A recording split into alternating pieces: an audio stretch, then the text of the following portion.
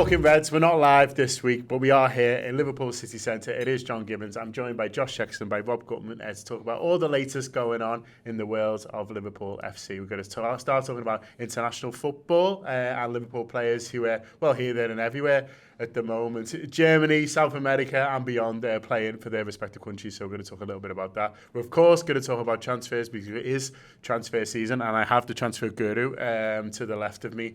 And then also we're going to talk a little bit about recent updates to the pre-season people might have missed. There's now 4 pre-season games, including one in Anfield. Don't want to talk to a little bit about that. But I'll start with you, Josh. How is your Euros fever / Copa America fever if you're not sleeping very well? I'm sleeping well, so I've not got Copa America fever. Unfortunately, the basketball season's ended for me, so this is where I actually get sleep now. Yeah, Euros fever going strong. I'd say I've been enjoying the games that I have seen so far. I'll be honest, I've not got as into it as some people. Like some people have been going really out the way to watch like Albania versus Turkey and teams like that. I've not really been getting into all that. I've just been getting into the sort of bigger countries, really, the ones who've got the Liverpool lads involved and the Premier League lads involved, and every game I've seen has been, somewhat of a belter besides England. England have basically been the only ones who've not thrown up belters so far, which is to be expected, I guess. England were that bad last game. I couldn't face Spain v Italy afterwards. I was like, I just can't. I don't think I can win the argument at home to have that on. But also, I just didn't have the stomach for it. They ruined football which for the night. Which is a shame because Spain-Italy was brilliant. The debate, I just couldn't face another prick kicking a ball after watching them. That's how bad it was. I was the same. Yeah, it was dire, wasn't it? Yeah, I've been happy enough with the Euros. I'm tuning in fairly regularly. I don't care what I miss or what I see, really. Yeah, same. I like that about international tournaments. I always find them a relief after the intensity of the season where everything matters. I just don't give a crap. And I'd really like. I'm not overly England sceptic in as much as I think it would be quite exciting if they went all the way. But mainly because I want to see Trent get some minutes. It's annoying that he was made a scapegoat the other night. Really, really annoying. I'd like them to, Josh, were you and I talking about just before? The ideal scenario tonight is England are doing shit and on 70 Trent comes on and bags or does something brilliant. And then gets off, not playing for you anymore. Yeah. Retires on the pitch in his celebration. What's the opposite to signing a contract on the pitch? Ripping one up. Flicks Gareth the V's and marches down the tunnel after scoring with his shirt off. That would be good, wouldn't it? I'm quite enjoying it, the bits I've seen. And also you can scout some potential buys here and there. Ricardo Calafiori was amazing for Italy in that final moment of quite a dramatic game. I did watch that yesterday, that Croatia-Italy game. I was quite invested in Italy going out. I always like to see a big country in trouble. I don't know why. It's one of those things. But he stepped up brilliantly. He was like Alan Hansen of old, waltzing through challenges and put a beautiful ball into that lad's feet. Yeah, I mean, we'll come on to talk about him in particular. It leads us on to my transfers, but just a little bit more on the Trent stuff first.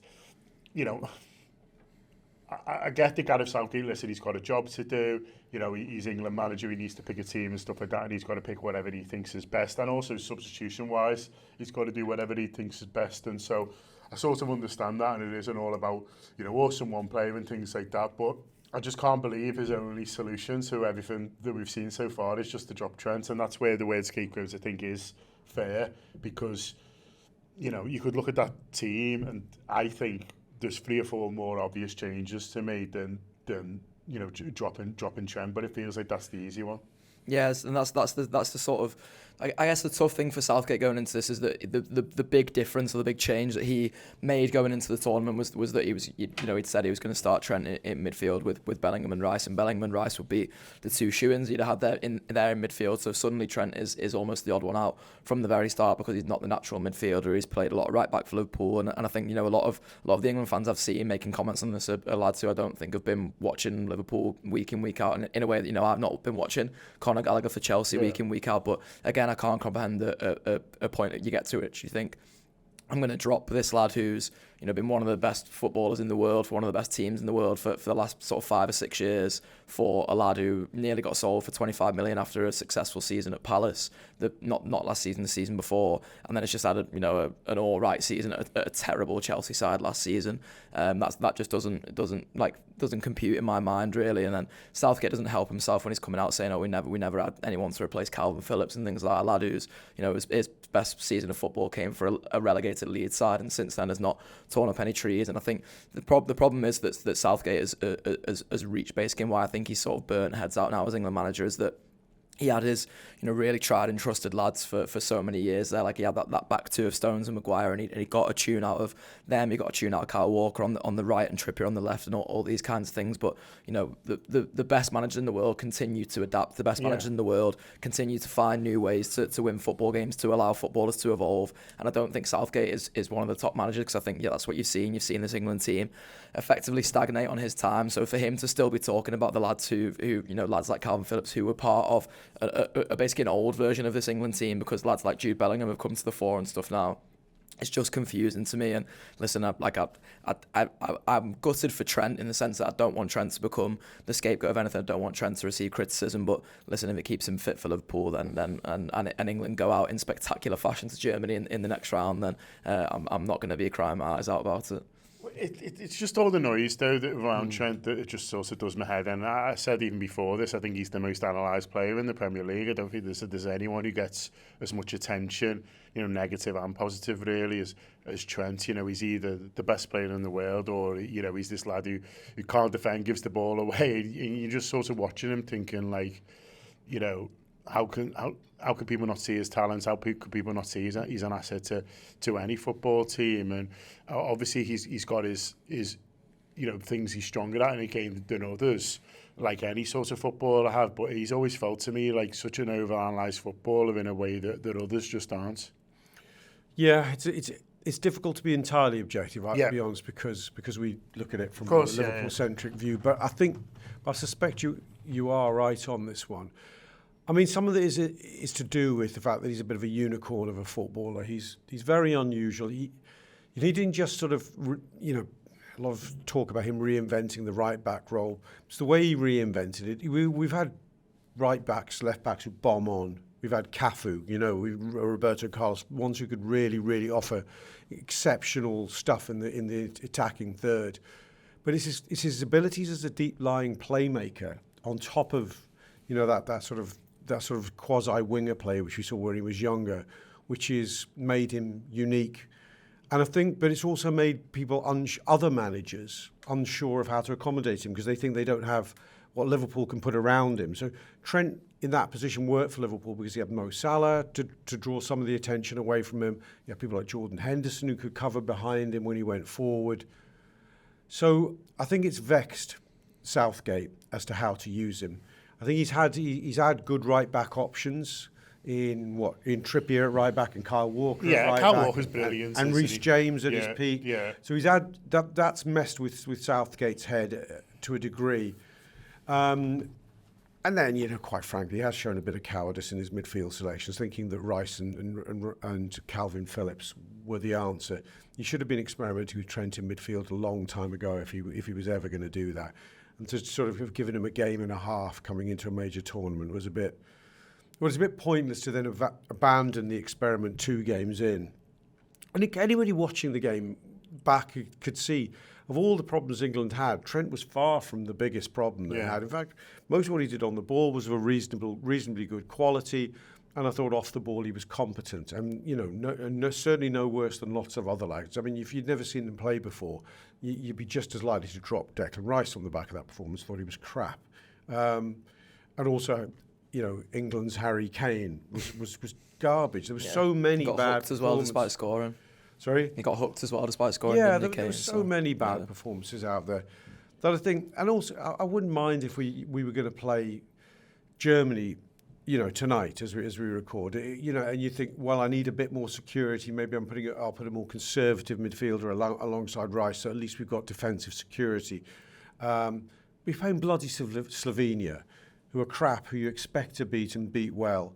Why wouldn't you put an attacking midfielder like Trent and give him a bit of licence? It just feels I don't know. I feel Southgate's fallen prey to what always happens to England managers in a tournament.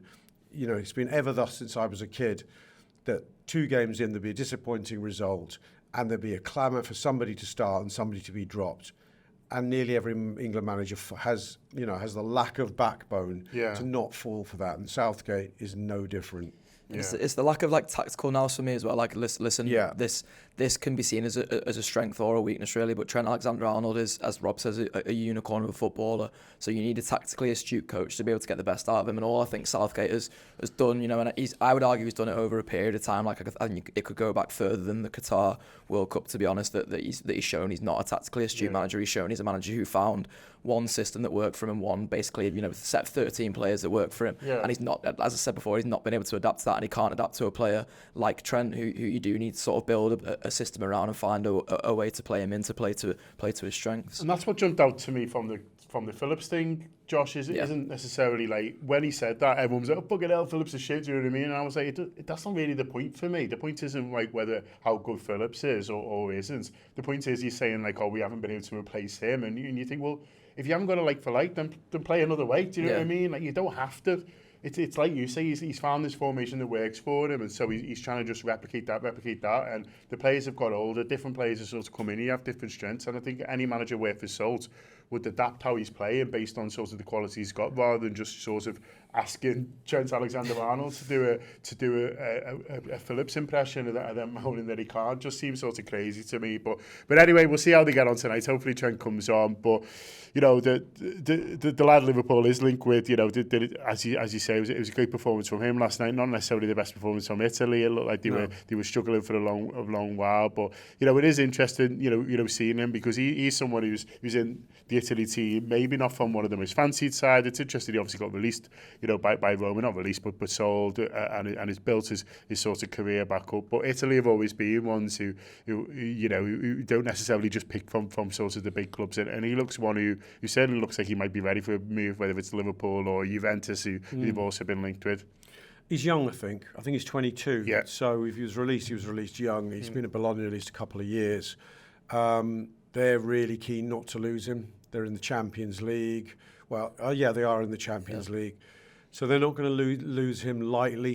It's going to be up to him to agitate. There's been links to Juventus because his former manager, Motta, is the manager now at Juve. I think Bologna would rather sell him abroad. If you listen to some of the noise around this potential transfer, I think they don't want to sell him to Juve, are a rival. Bologna, they finished close to each other within the league last season. I can see why he's on Liverpool's shortlist. He's clearly very, very good. He's got the age potential to get better. I think there's going to be a scramble for him. If Bologna genuinely will release him, I can see, I don't know, Real Madrid maybe will come in for him, and one or two other of the big clubs in Europe. Yeah, he said he looks like one who's likely to move, and Liverpool are one of the clubs sort of being linked with him. But there is quite a few links. You've just done the sort of the gutter. Then, of all the players that Liverpool have been linked with so far, there's someone, have you got a favourite in terms of the one you'd really like to see them go for, or if you prefer to answer it this way, is the one that you feel like has got the most likelihood of happening?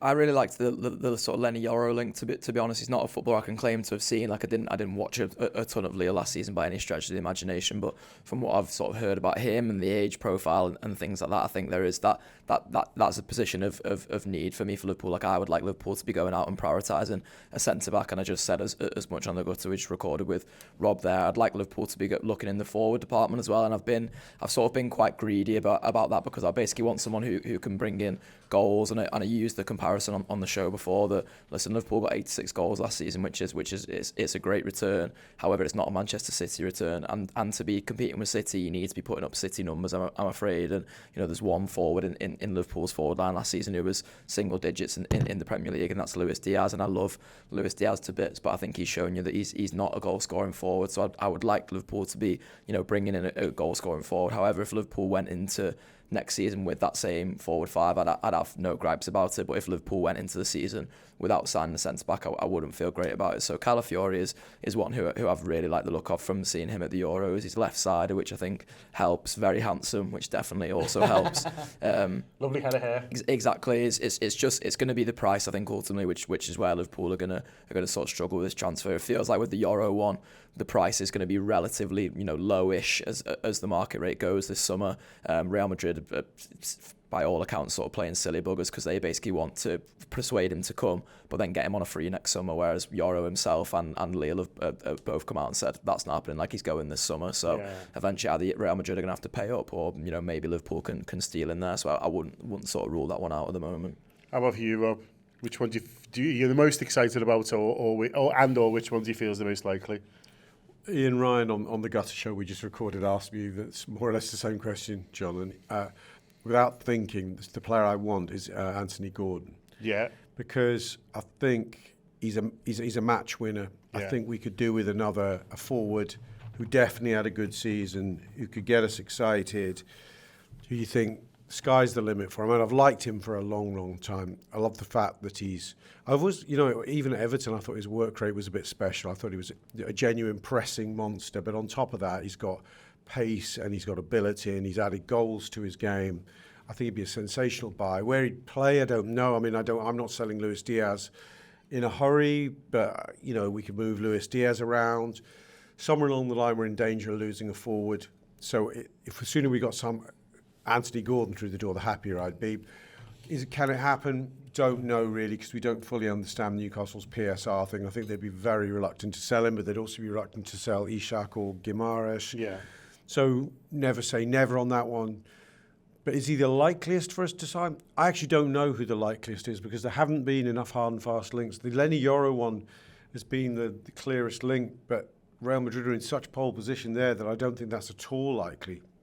Do you not think there's something in the fact that Liverpool are hanging in there? And it's not like we haven't done this dance before. We've had it with Tchouaméni, where Real Madrid were the front runners. And so I think they must have been given some encouragement, do you think? Obviously, you can make your arguments about Bellingham, sort of what happened there. Depends who you sort of listen to. But they've lost out to players for Real Madrid, in recent seasons. So the fact that they're doing this again suggests to me that maybe they do feel actually sort of this is possible, if not necessarily likely. Well, there is an example of us pipping Madrid to a player, which was Alisson Becker back in 2018. Madrid were very strongly linked, but I think Madrid wanted to use their Madridness to keep the price low. And Liverpool hung in there and were prepared to pay the price. And I think what helped in that situation is that Thibaut Courtois was available for next to nothing, I think, at the time. And Madrid went, he's more proven than Alisson, he's elite, he's half the money or less than half the money, so they moved in that direction. Now, I think, the availability of a good defender like Calafiori on the market is an interesting dynamic in any chase for Lenny Yoro, because Madrid might go, he's also a young prospect, he's that bit more advanced in his development than Yoro, we'd rather take him. Yeah. For 35 million than Lenny Yoro. So Madrid, as much as everyone wants to play for Madrid, Madrid can't buy everyone. I think Liverpool may feel, you're absolutely right to say, well, if Liverpool have no chance, why the hell are they hanging in there? Yeah. And it feels like they are. So maybe they think Madrid's eye could be turned elsewhere, and that might be why they're hanging in there. Again, I can see that, but I'm not betting on that. But in the absence of another name, maybe it is Lenny Yoro. But even then, I still only see it as a 10%er. This is the thing. So I did the podcast yesterday with Luke Entwistle from Get French Football News, and he was sort of saying the reason the door has been left open is because, like you said about what they did with Courtois, Madrid are trying to use their Madridness basically to make sure they can get him on a free next summer, because Madrid don't want to have to keep paying out massive fees. They've got Mbappe on a free this summer, but you'd imagine the contract and the sort of fees and things that are behind that sort of around his contract are going to be astronomical. That's going to be all-time numbers. So if you're looking at a Euro this summer as well, what Madrid are going to have to pay him in terms of wages and things like that, but then most importantly for them in terms of their own sort of books is the fee, and that's where I think Liverpool can probably steal a march on this one. So I'll take Rob's point that to most of it seems unlikely, because the player himself has said that he wants Real Madrid, and Real Madrid are the ones who've really placed themselves. You can see how many of the links coming from the Spanish media. There was one yesterday which came from someone who's like a paper in Madrid saying, "Oh yeah, Yoro's told Liverpool that he only wants Real Madrid," and things like that. So they're all playing the big transfer game now to try and persuade him to go there. But I still think the door is open for Liverpool on that one. There is a factor as well, is that Madrid, it might suit Madrid best just to let the player sit it out, as you say, and go for free next year. That would suit Madrid all day long. He's 19, they probably don't have a place for him in their side yet. So let him develop on somebody else's time and pick him up for next to nothing. But if you're a player who's had a breakout season at 19, you don't quite know with any certainty where your career is going from here. And if reasonable riches are put in front of you, someone's offering you 120 grand a week and a 5-year contract now, as opposed to this sort of be patient lad next year offer from Madrid, we're speculating. Yeah. You can see why his head might get turned and people around him might go, hang on, 19, go and play for a club like Liverpool? They're not signing us for life. Sign for 5 years for Liverpool, be on a free at 24 and play for the mighty Real Madrid then. Who knows? And if basically the ultimatum for him is, whether it's Liverpool on a with a fee this summer or whether it's Real Madrid on a free next summer, I imagine Leo will be saying to him, please go and get us the fee. They'll probably get something, you would have thought, because of his age, there'll be some sort of development fee you would have been for, but it wouldn't be much. But I think he's probably maybe got a bit of loyalty to Leo as well. I think so. No, it's a good point. You know what I mean? I know how important this money will be to you, and I'm quite happy for you to get what he did as well as me. We shall see. Listen, loads more of this on the gutter. The award-winning gutter that has just been recorded just through there. I caught 2 minutes of it. Oh, it was brilliant. Can't wait to hear the rest, and you can hear the rest too if you download the Anfield Wrap app, subscribe and get stuck in from there. Also loads more of the Trent stuff on the briefing, which I hosted this morning, so lots more conversations. Me, Andy, and Ian Salmon talking about the England stuff and what we would do and what we've made of the situation of that and the Euros and beyond. But just quickly as well, we're not just European focused. Obviously, our lads come from all over the place. To quote the original Anfield Wrap, and it is good to see Darwin Nunes and Luis Diaz doing well. Like Josh has said before, these games are in the middle of the night, you're not necessarily watching them, but I saw Luis Diaz absolutely skinning someone before, which was nice to see. We've all seen Darwin Nunes slamming one home, and it's good to see them scoring goals. It's good to see them, enjoying themselves, enjoying the football. They're obvious leaders for their countries, which I don't mind either. Players get used to putting responsibility on their shoulders. I think it's a good thing, for the club too. You spotted before that they're likely to play each other in the next round, and so that'll be an interesting one. And of course, means Arnaold gets one of them at least a little bit sort of sooner. But I think it is a good thing for those guys to be playing for the country, to feel comfortable, but also to be doing well. Yeah, it absolutely is. Nunes' confidence was knocked at the end of last season. So if he's to stay at Liverpool, and I think most of us hope he will, we need that rebuilt. And, Uruguay is proving a hell of a platform for him to do that. I think he's got 7 in his last 10 or 7, 6 in his last 9. It's even better than that. I think it's the other way around. Yeah, sorry, so the other way around. Yeah, so it's 9 and 6. 6. Sorry, you're right. Including a hat-trick the other day and one in the last couple of days. It's a difficult one with Nunes because, one, it does rebuild his confidence. I think, two, it also shows us that there's a finisher, a striker in there. There was a lot of talk last season as to whether he ever would develop into the goal scorer Liverpool want him to be. Well, I think that player exists, and Uruguay are proof positive that he exists. He's scoring against good teams as well. Scoring against good teams. Yeah, I have a niggling worry that he may come to the conclusion that Liverpool, the environment at Liverpool, for whatever reason, isn't ideal for him, and he might be better off in a club in a country where they speak the same language. He might just be that bit more psychologically comfortable in that environment. I hope he doesn't come to that conclusion and that we get to see the best of him next season. Diaz, that's an interesting one. A lot of speculation about clubs like Barcelona wanting him. So he may perceive himself in a shop window of sorts. I don't think if Barcelona came in and the money was right for Liverpool, that deal wouldn't happen. I would like him to stay. I think he was man of the match for Colombia. I don't think he can do any harm, both those players playing really well for their countries. I think whatever anxieties I can contrive around either situation, I think at the end of the day, footballers playing well and enjoying their football has got to benefit them and LFC in some way or other. As a great vibes only guy. Josh, I'm sure you agree with that. Yeah, any positives for them? 100%. And listen, like, you know, people have talked about wanting to sell Darwin this summer because he's burnt some heads out and things like that. But you saw it from the minute the new manager was announced that the basically the story that the Times had led with was that, you know, Liverpool want him to turn Darwin Nunes' fortunes around, and that's sort of the first big project that's on his plate and stuff. That it was actually sort of announced in that way, which was I think was done particularly to say Darwin is a part of this project, and I'm excited to see what the new manager can do with him. You know, sometimes a change is as good as a rest, isn't it? As good as a reset. So I think that's hopefully what it'll be like for Darwin Nunes. And listen, I mentioned about, you know, Diaz maybe not having the sort of goal contributions that I'd like to see because I want to be greedy and I want to chase City's goals total, and hope that sort of puts us closer to them on points. But if Luis Diaz starts next season for Liverpool, I'd have absolutely no gripes because I love him as a footballer. Yeah, well, the first opportunity to see these players under Arne Slot is, of course, going to be in pre-season. Liverpool first go to America. They play 3 games, and we're going out there as well. So we're doing live shows in the 3 host cities, and we snuck one in Washington, D.C. as well, because we absolutely love it at Exiles Bar, and they always look after us. So we'll be doing the night before the games in Pittsburgh, in Philadelphia, and in Columbia, in South Carolina as well. Tickets are available for on sale now. I can't remember the link. Is there a link? Or the AnfieldWrap.com/tour live. This is why Josh is here. TAW Live. He's not just handsome, not just great to the footy chat, he's got the details as well. TAW Live, theAnfieldWrap.com/TAW Live, if you want to get tickets for those. As I say, there's a cheeky little Washington DC thrown in on a Saturday night as well, all around those 3 games. If you're out in America, if you go into the games, we can't wait to see you. We can't wait to see old friends, make some new ones, and really enjoy ourselves. But do come out and support those live events. We will have an absolute ball, I guarantee you that. And then they've announced the home game at Anfield as well, which is quite interesting, Rob.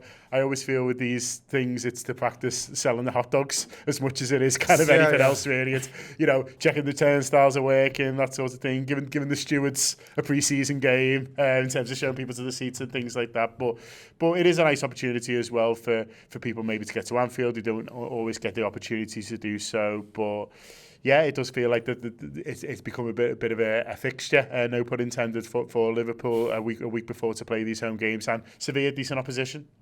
Yeah, I suppose the Anfield Road stand should be at capacity. It was near there or thereabouts towards the end of last season. I think certain bits weren't. Was it the corporates they hadn't done before? So they get to road test that. But yeah, for most of us, I really like this tradition of the last, I don't know, is it a decade or so, of having an Anfield Road, an Anfield fixture warm-up game. Really, you know, I like to see. You want to see Liverpool win them. You want to see the crowd get excited. You want to see new signings, hopefully, show that they can fulfil their potential. But it's got that extra dimension because of the new manager. I think people want to see him. People want to see how slot teams going to play, and the first game of the season is away at Ipswich, so we're going to have to wait anyway. Some of us are lucky enough to go on the American tour to see the Reds. So I'm very excited. Is it August the 11th against Sevilla, isn't it? I think the home it's the game. Sunday, yeah. So I think it is the 11th. Yeah. So it's the Sunday, and then Liverpool at the 12:30 on the Saturday. They may well announce a second Anfield game. Do you remember? For those who under Klopp, he liked 2, didn't he? He did Saturday and Sunday, yeah. On occasion. Sunday, Monday, I think there was even. Was it? Yeah. So cheeky Monday. To give cheeky Monday. So to give some of the squad lads a game. So we'll see. We'll see on that. Yeah, as I say, come out and see us in America, but also make sure you subscribe to the Anfield Wrap for loads more transfer stuff across the summer. All the links, you will hear them with Rob Gutmann running his eye over them all. But thanks a lot for joining us today. Apologies you weren't live. I hope you didn't miss out too much, but hopefully the Gremlins will be sorted for next week. Up to then, have a lovely day.